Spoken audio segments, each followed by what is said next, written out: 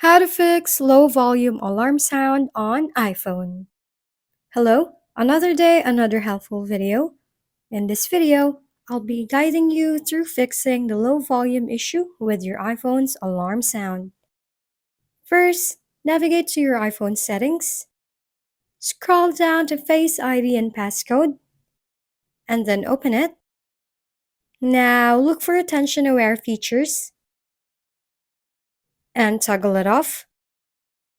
This feature might be affecting the volume of your alarm. Once you've turned off attention-aware features, go ahead and set your alarm. Check the sound to see if it's louder now. And that's all it takes on how to fix low-volume alarm sound on iPhone. If this video was helpful, please like and subscribe. And if you have any questions, drop them below. We'll see you on our next video.